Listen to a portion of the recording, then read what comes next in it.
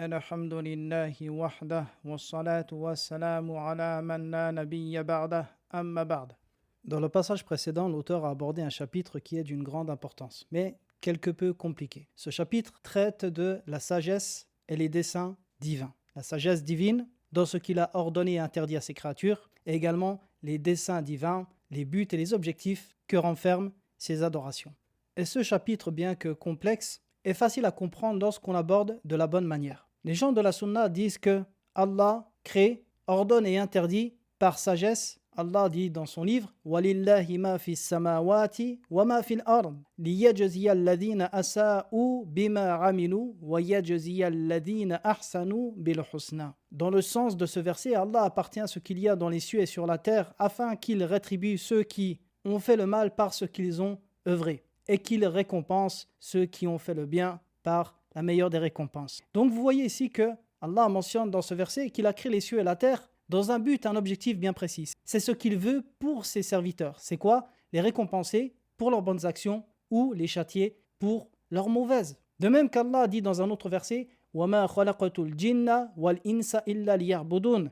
Et je n'ai créé les djinns et les hommes que pour qu'ils m'adorent. Dans ce verset, on comprend qu'Allah a créé les djinns et les hommes dans un objectif bien précis. Ce qu'il veut d'eux, c'est quoi? Son adoration. Donc dans ces deux versets, on comprend qu'il y a deux objectifs. Le premier, ce qu'Allah veut pour ses créatures, et le deuxième, ce qu'Allah veut de ses créatures. Il veut qu'ils l'adorent et il veut les récompenser pour cette adoration. Et ça, c'est la sagesse divine que renferme la création. Et de cette sagesse découlent d'énormes bienfaits et profits qui reviennent aux serviteurs. Car lorsqu'on médite, nous voyons bien que l'adoration du serviteur de son Seigneur ne profite pas au Seigneur, en réalité. De même que lorsque le serviteur désobéit, cette désobéissance ne nuit en rien à Allah, mais plutôt le profit de cette adoration. Ces bénéfices vont revenir au serviteur dans ce bas monde et dans l'autre, et de même pour les péchés, les méfaits de ceux-ci ne toucheront que son auteur. Alors l'auteur a mentionné ensuite le premier groupe qui s'est égaré dans ce chapitre. Il s'agit de Al-Jahmiya et également Al-Ash'ariyah.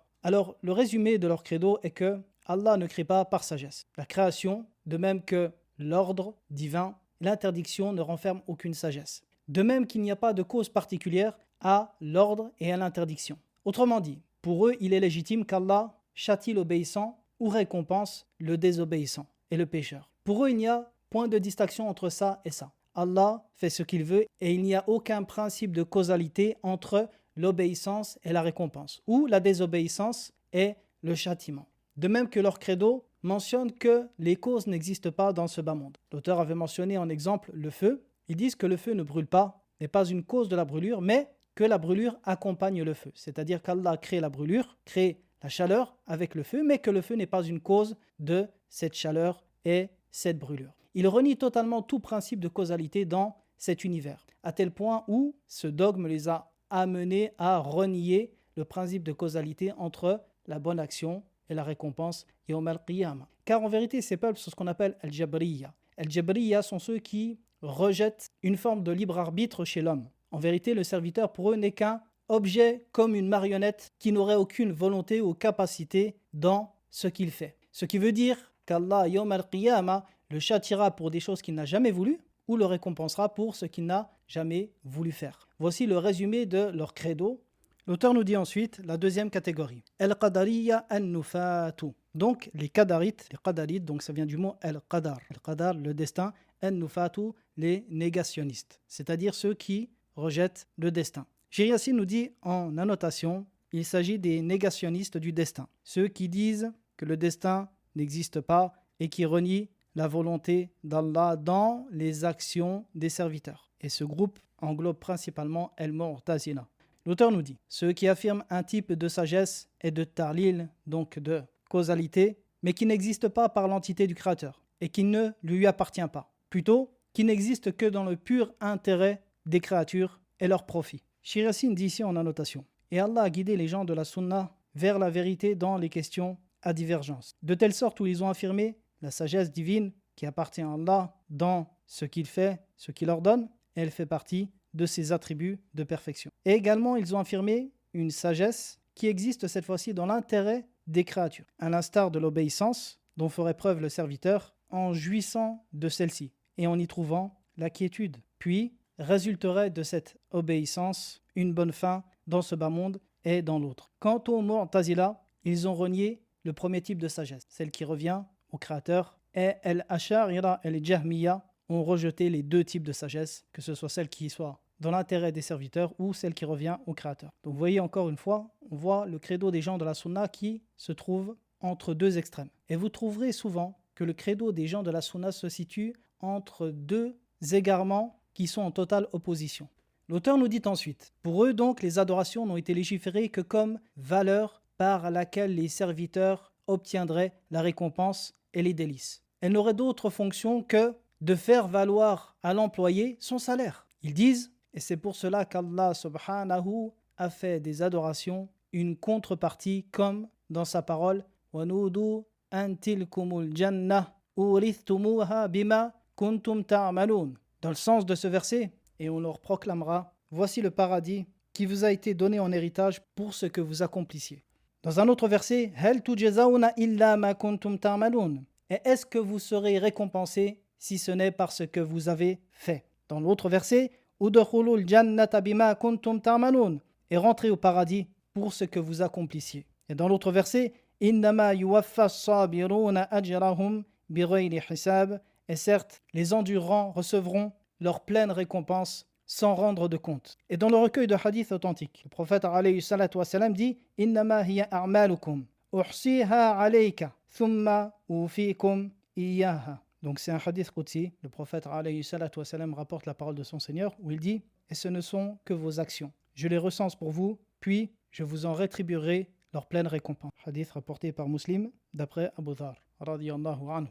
Ils disent « Certes Allah a mentionné ces actions par le terme récompense, salaire et rétribution, car elles sont ce qui va revenir des actions à leur hauteur, c'est-à-dire ce qu'ils vont en tirer. » Ils disent et ce qui prouve cela, c'est al-muwazana. Al-muwazana, c'est quoi? C'est le fait que les actions soient pesées le jour de la rétribution. Car s'il n'y avait pas de lien entre la récompense et les actions, et que les actions seraient une contrepartie de la récompense, il n'y aurait aucun intérêt dans le fait de peser ces actions.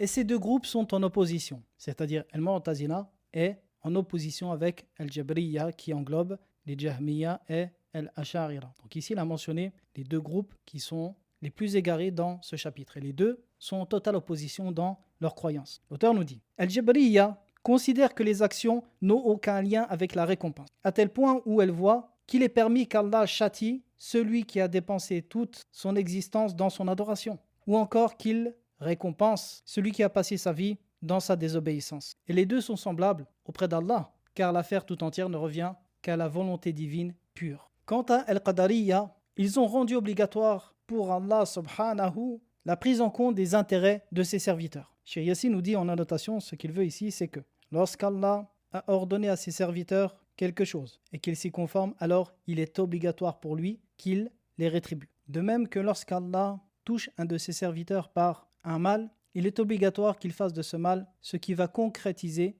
l'intérêt du serviteur et son profit. En résumé, pour eux, il est obligatoire dans les actions d'Allah qu'elles soient faites dans l'intérêt pur et exclusif des serviteurs. Ça, c'est le créneau de Al-Mu'tazila. L'auteur nous dit ensuite Al-Qadariya voit que tout ceci, c'est-à-dire la récompense et la rétribution, ne peut exister sans contrepartie des actions, et que la rétribution du serviteur sans action ne convient pas pour le Seigneur pour ce que cela implique comme aumône de sa part sans contrepartie. Et c'est ainsi qu'ils ont fait de la grâce de leur Seigneur subhanahu wa ta'ala sur son serviteur l'équivalent d'une sadaqa, d'une aumône qu'un serviteur donnerait à un autre. Et que ce qu'il lui donne en récompense de son action est préférable pour le serviteur que ce qu'il pourrait lui donner de par sa grâce sans contrepartie.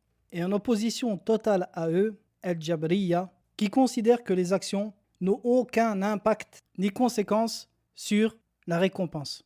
Et ces deux groupes ont dévié du droit chemin. Et la voie droite dans ce chapitre est que les actions sont une cause pour parvenir à la récompense. Et les bonnes œuvres n'existent que par le tawfiq d'Allah et sa grâce. Et en aucun cas, elles n'équivalent sa récompense et sa rétribution. Plutôt, leur summum, lorsqu'elles sont accomplies de la meilleure des manières, est qu'elles soient une forme de remerciement pour une de ces récompenses petites parmi ses bienfaits subhanahu wa ta'ala. Et s'il châtiait les gens dans les cieux et sur la terre, il les châtierait sans ne commettre aucune injustice envers eux. Et s'il leur fait miséricorde, celle-ci serait meilleure que leurs actions. Cheikh Yassine nous dit en annotation, cette parole était rapportée de nombreux compagnons du prophète alayhi salatu wassalam, et imputée au messager d'Allah alayhi salatu wassalam, avec une chaîne de transmission jugée bonne par le grand imam Cheikh Muqbil al-Wadiri. Cette parole est لو أن الله تعالى عذب أهل السماوات وأهل أرضه عذبهم وهو غير ظالم لهم ولو رحمهم كانت رحمته خيرا لهم من أعماله. Dans le sens, si Allah Ta'ala châtiait les gens dans les cieux et sur sa terre, il les châtierait sans être injuste envers eux. C'est-à-dire que son châtiment ne serait pas une injustice pour ses serviteurs, quels qu'ils soient, par le nombre de péchés, leur manque de reconnaissance, leur ingratitude, et ainsi de suite. Et ensuite il dit, et s'il leur faisait miséricorde, sa miséricorde serait meilleure que leurs actions. C'est-à-dire que même si on prenait les meilleures actions du meilleur des serviteurs, en aucun cas elle serait équivalente à sa miséricorde. Mais sa miséricorde serait bien meilleure que leurs actions. Et médite la parole d'Allah Ta'ala. وَتِلْكَ الْجَنَّةُ الَّتِي أُورِثْتُمُوهَا بِمَا كُنْتُمْ تَعْمَلُونَ. Dans le sens du verset. Et voici le paradis qui vous est donné en héritage pour ce que vous accomplissiez. Avec la parole du prophète alayhi salatu wassalam, lan yadkhula ahadun minkum al-jannata bi'amalihi. Dans le sens de ce hadith, et aucun parmi vous ne rentrera au paradis par ses actions. Tu constateras que le verset indique que le paradis s'obtient par les actions et le hadith renie la rentrée au paradis par les actions. Et il n'y a pas de contradiction entre les deux textes, car la présence de la négation et de l'affirmation dans ces deux textes ne concerne pas le même sujet. Car ce qui est renié, c'est-à-dire dans le hadith, personne d'entre vous ne rentrera au paradis par ses actions, ce qui est renié dans ce hadith, c'est ba al-thamaniya. Alors ici, c'est une question qui dépend de la langue arabe. Dans le hadith, le prophète a dit, alayhi salatu wassalam, bi'amalihi. Ce ba ici, l'auteur nous dit que c'est ba al-thamaniya, c'est-à-dire le ba de la valeur, la chose par laquelle on achète. Wastihqaqil jannah, littéralement, est le fait de mériter le paradis, bimujarradil a'mali, par les simples actions. Raddan ala al-qadariyya al-majusiyya. Et ceci est une réfutation aux qadarites al-majus qui prétendent que l'obtention de la récompense en premier par la grâce comprend la diminution de ses faveurs. Quant au bas qui est affirmé dans le Coran, c'est le bas de as-sababiyya al-thamaniya, autrement dit le bas de la cause. Ceux qui réfutent al-jabriya, ceux qui disent qu'il n'y a pas de lien entre les actions et leurs récompenses. De même qu'elles ne sont pas une cause de celle-ci, mais plutôt elles sont dans le meilleur des cas un signe. Quant à la tradition prophétique, elle confirme que l'ensemble de la volonté d'Allah et sa capacité ne contredit pas le lien entre les causes et leurs conséquences et le fait qu'elles soient liées. Et chacun de ces groupes, parmi les gens du faux, a délaissé une forme de vérité et a acquis ainsi une part du faux, plutôt de nombreuses formes du faux. Et Allah a guidé les gens de la sunna vers la vérité dans ce quoi ils divergeaient par sa volonté. On s'arrête ici. Dans le prochain audio, Inch'Allah, on lira ce que l'auteur écrit en ce qui concerne le troisième groupe dans ce chapitre. Sallallahu ala nabiyyina Muhammadin wa ala alihi wa sahbihi wa sallam.